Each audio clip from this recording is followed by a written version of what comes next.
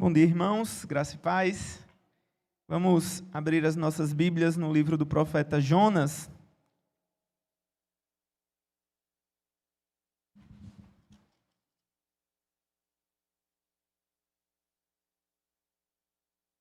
Capítulo 1 ainda.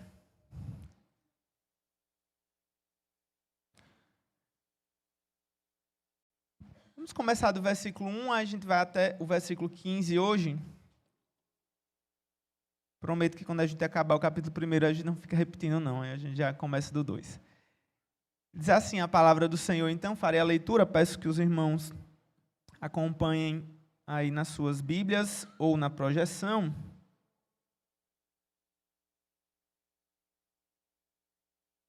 Diz assim a palavra do Senhor. A palavra do Senhor veio a Jonas, filho de Amitai, dizendo: Levante-se, vá à grande cidade de Nínive e pregue contra ela, porque a sua maldade subiu até a minha presença. Jonas se levantou, mas para fugir da presença do Senhor para Tarsis. Desceu a Jope e encontrou um navio que ia para Tarsis. Pagou a passagem e embarcou no navio para ir com eles para Tarsis, para longe da presença do Senhor. Mas o Senhor lançou sobre o mar um forte vento e levantou-se uma tempestade tão violenta que parecia que o navio estava a ponto de se despedaçar.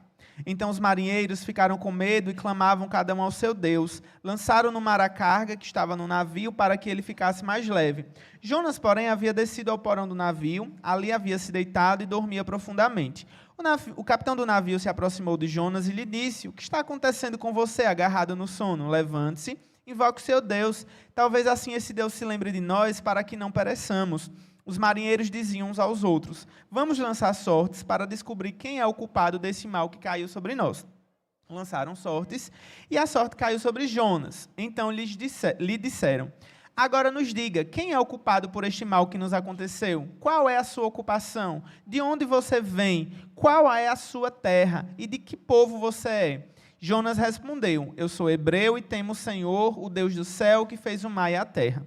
Então os homens ficaram com muito medo e lhe perguntaram: O que é isso que você fez?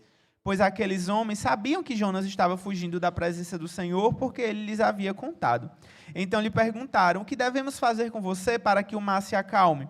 Disseram isto porque o mar ia se tornando cada vez mais tempestuoso. Jonas respondeu: Peguem-me e me lancem no mar, então o mar ficará calmo, porque eu sei que por minha causa esta grande tempestade caiu sobre vocês. Em vez disso, os homens remavam, esforçando-se por alcançar a terra, mas não podiam, porque o mar ia se tornando cada vez mais tempestuoso contra eles. Então clamaram ao Senhor e disseram: Senhor, rogamos-te que não nos deixe perecer por causa da vida deste homem, e não faças cair sobre nós este sangue inocente, porque tu, Senhor, fizeste o que foi do teu agrado. Em seguida, os marinheiros pegaram Jonas e o lançaram no mar, e a fúria do mar se acalmou. Então estes homens temeram muito ao Senhor, ofereceram sacrifícios ao Senhor e fizeram votos. Amém. Vamos orar. Deus, obrigado pela tua palavra, Senhor. Obrigado, Senhor, porque ela foi transmitida e retransmitida ao longo dos anos. Ela foi traduzida, Senhor. Ela foi retraduzida e foi traduzida mais uma vez. E várias versões foram feitas, Senhor, procurando, Senhor, se tornar ainda mais fiel, Deus, simplesmente àquilo que o Senhor revelou, para que nós hoje, Senhor, no século 21, Deus, aqui na cidade de Aracaju, em Sergipe, no Brasil, pudéssemos ouvir essa palavra, ler essa palavra e obedecê-la, Senhor. Esse trabalho, essa providência e provisão que o Senhor fez ao longo da história, ao longo das eras, Senhor, não foi apenas para a gente ter mais uma obra de literatura antiga na estante, Senhor, mas foi para que a gente tivesse certeza daquilo que o Senhor requer de cada um de nós, Pai, e pudesse cobrar de cada um de nós, Senhor, uma vida de obediência, porque o Senhor revelou aquilo que o Senhor queria. Nós não temos desculpa, Senhor, para fazer aquilo que nós queremos e ignorar aquilo que o Senhor quer, porque o Senhor revelou. A gente tem isso na mão, a gente tem no celular, a gente tem isso na nossa língua, a gente tem isso em uma linguagem fácil, em uma linguagem direta, e nós precisamos, Senhor, realmente nos render, curvar as nossas cabeças, Senhor, e obedecer aquilo que o Senhor nos orienta, Pai. no nome de Jesus, nos ensina, Pai, através da história de Jonas. É o que nós oramos em nome de Jesus. Amém. Irmãos, nós vimos que esse livro de Jonas, ele é um livro que está acontecendo em uma sequência, né, de ação e reação, ação e reação, ação e reação, né? Uma coisa bem lei de Newton mesmo. A gente começa, então, com Deus comissionando Jonas e a resposta que Jonas dá a essa comissão. Ele se dispõe mais para fugir da presença do Senhor. Depois a gente vê como Deus reage a Jonas, né? Lançando sobre o mar um forte vento, tentando aí acordar Jonas, que estava dormindo lá no porão do navio, né? Tranquilamente, né? Não conseguia acordar Jonas. Aí vem o capitão do navio e, ironicamente, usa a mesma forma que Deus havia falado com ele, né? E Jonas aí começa a perceber que tem algo estranho acontecendo aí no reino da Dinamarca, né? Referência a Hamlet. E aí o que é que acontece? A gente vê, logo em seguida, o que Deus mostra para Jonas através do comportamento dos marinheiros, né? Os marinheiros ali estão ensinando Jonas, ensinando da parte de Deus coisas que Jonas não consegue perceber. Como hebreu, como detentor daquele povo que tinha a revelação do Senhor, Jonas não consegue perceber algo que os marinheiros estão ensinando. Foi isso que a gente viu da última vez, né? O que Jonas estava aprendendo com os marinheiros. E hoje, então, a gente encerra esse primeiro capítulo de Jonas, né? O versículo 17 é só o peixe vindo engolir Jonas, mas a gente encerra, então, essa parte do capítulo primeiro com o que os marinheiros aprendem de Deus aqui, né? A partir do versículo 13. Então, os marinheiros, depois de ouvir de Jonas que eles precisavam jogar Jonas ao mar, como é que eles reagem? Porque imagine, irmãos, você está ali, sua vida está em risco, sua vida está em jogo, e você descobre que a única forma de você viver é que outra pessoa morra, né?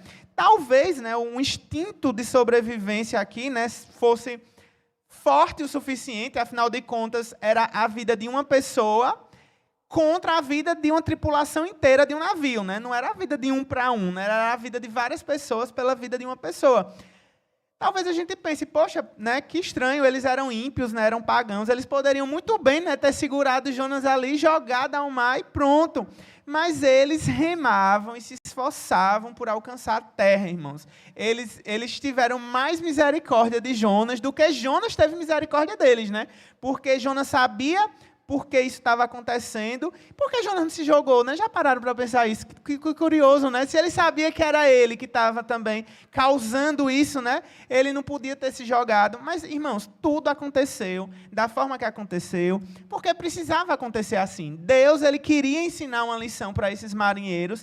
Também, essa lição aqui, logo no versículo 13, né? A primeira delas é que a ira de Deus não pode ser aplacada por nada que a gente fizer. Eles estavam tentando resolver o problema na sua própria força, tentando resolver aí utilizando todas as aulas de engenharia naval, né, todas as aulas aí de navegação que eles tiveram com os seus mestres anteriores, né, de como se livrar de uma tempestade, e eles não conseguiam, simplesmente não conseguiam, porque o mar estava ali maior do que eles nesse momento. Eles não conseguiam de jeito nenhum, e eles entendem, então, que eles não vão conseguir. Eles já deram aí por causa perdida, né, tentar resolver pelas suas próprias forças.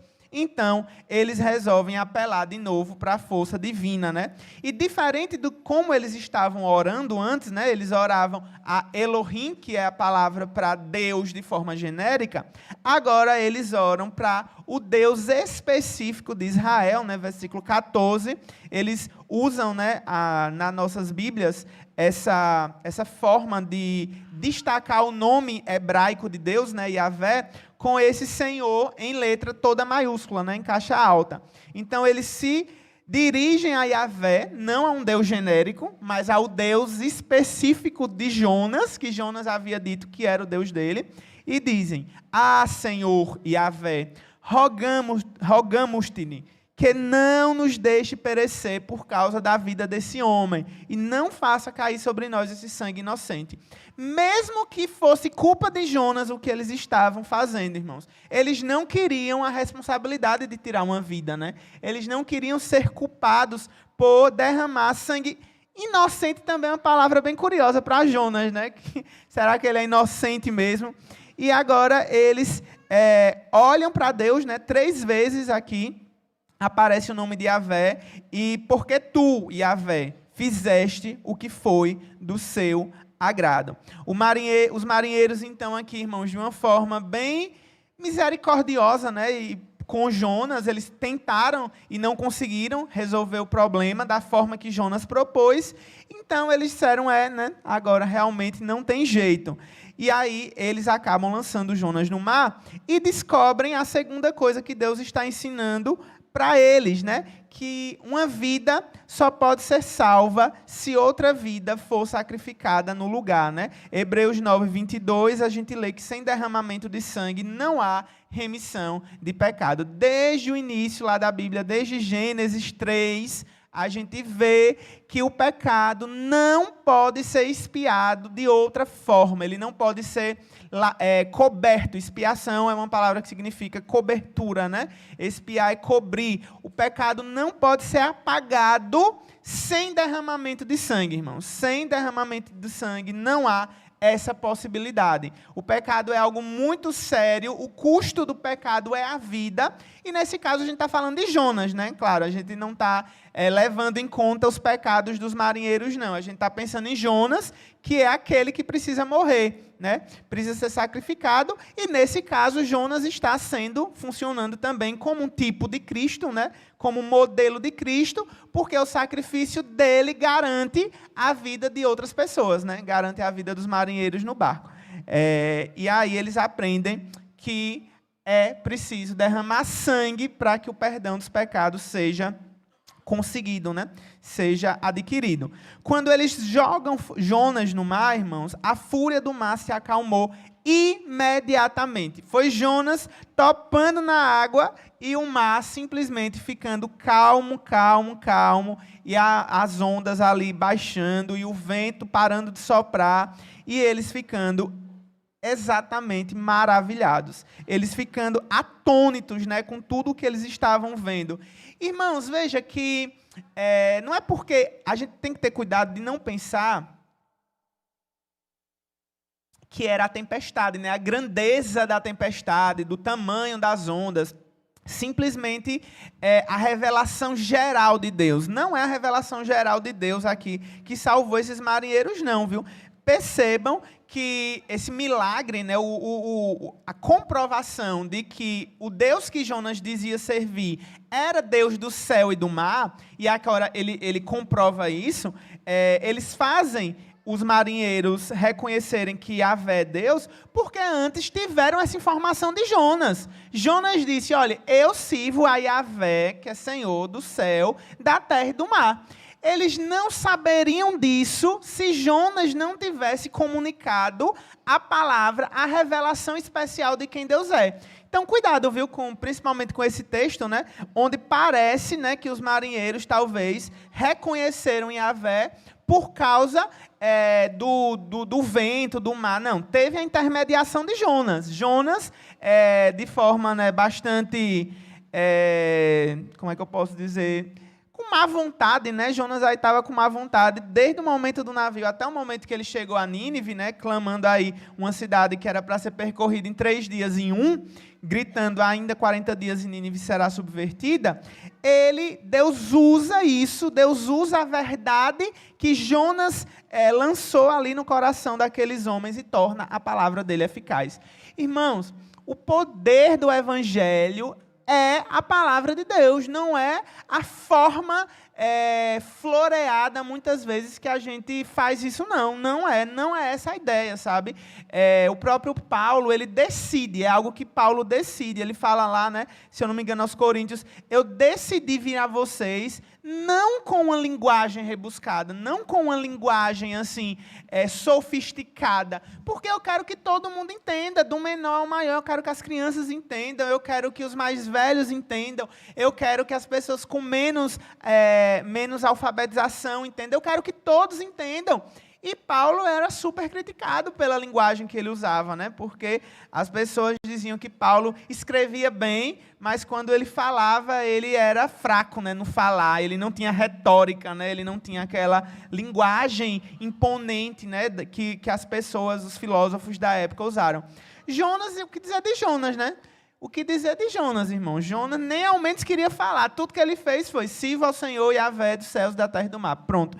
Deus usa isso e transforma essa palavra de forma eficaz nos corações daqueles que a ouviram. E os homens, então, temem muito o Senhor, oferecem sacrifícios a Ele e fizeram votos.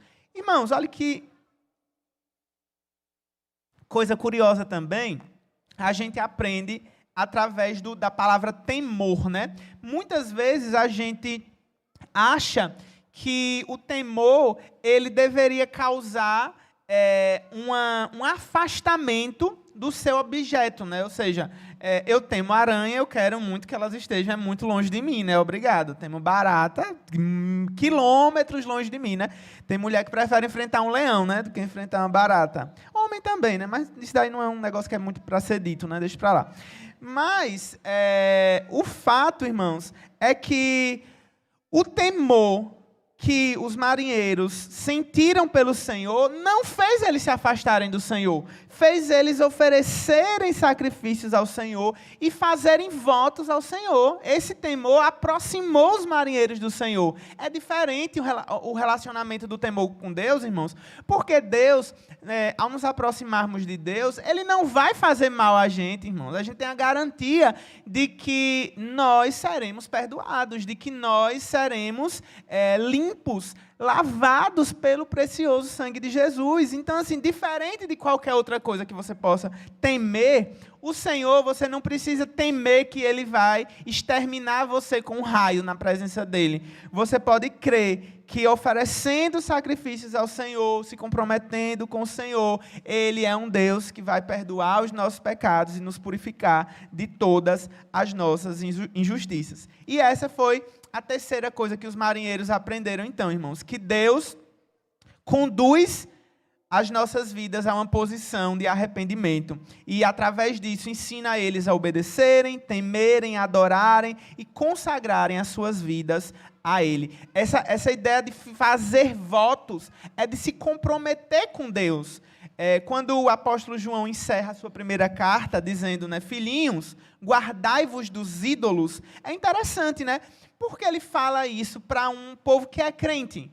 Lembre, João está escrevendo para filhinhos amados, né? Ele está escrevendo para um povo que é cristão, que é dele. Por que então ele pede para ele se guardar dos ídolos? Porque, irmãos, os falsos deuses que antes habitavam os nossos corações, eles não é uma luta que você faz uma vez e resolve isso para sempre, entendeu? Eles sempre vão tentar voltar, eles sempre vão tentar voltar de uma forma diferente, sabe? Travestido de outra roupa, de uma outra abordagem.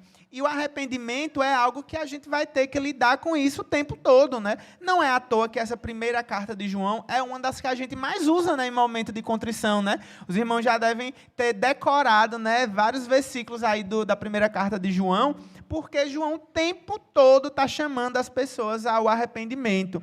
E é isso que nós precisamos fazer no decorrer das nossas vidas, né, irmãos? É nos arrependermos continuamente dos ídolos que acabam tomando conta do nosso coração.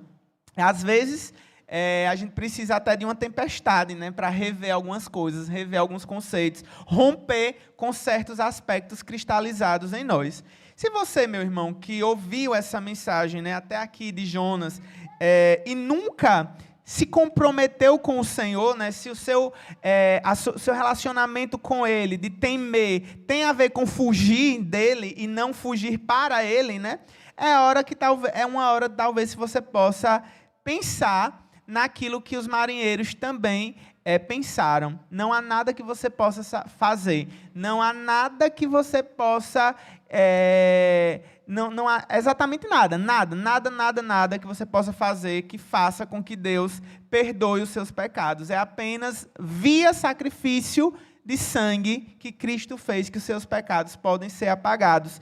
E se você reconhece isso, você é convidado, como os marinheiros também, a uma posição de arrependimento. E com a garantia, com a certeza de que aqueles que vão até o Senhor, Ele de modo algum os lançará fora. Aqueles que têm esse encontro com Cristo passam a obedecê-lo, temê-lo e adorá-lo, irmãos. Não é só um momento, não é só dizer bem assim, agora eu me comprometo de palavras. É algo que dura uma vida, é algo que precisa passar desse momento e continuar. Que o Senhor nos abençoe, né? Que o Senhor possa fazer com que essa palavra encontre terreno fértil nos corações e gere frutos. Vamos orar por isso nesse momento, antes de nos dividirmos em classe. Senhor, que Deus, as pessoas que têm ouvido essa palavra, Senhor, possam de fato entender, Senhor, que não há nada que nós possamos fazer, Deus, para aplacar a Tua ira, Pai. Que não há nada, Senhor, em nós, Senhor, que possa fazer com que mereçamos a salvação, porque nós não merecemos, Senhor. Nós queremos humildemente, Senhor, nos render ao fato, à verdade, Deus, de que é o Teu sangue, Pai, a Tua cruz. Queremos correr para a Tua cruz, Senhor, em busca, Senhor, de perdão, Senhor, porque é nela, Senhor, que nós encontramos perdão de pecados, Senhor. Arrependidos, Senhor, nós confessamos, Senhor, que precisamos deixar os ídolos, Senhor, que às vezes tomam conta do nosso coração. Pai, nos perdoa, Senhor, nos capacita, Senhor, a sempre estarmos atentos e vigilantes, Senhor, para não deixarmos que isso ocupe um lugar que é só Teu no nosso coração. É assim que nós oramos em nome de Jesus. Amém. Vamos para as nossas classes, irmãos.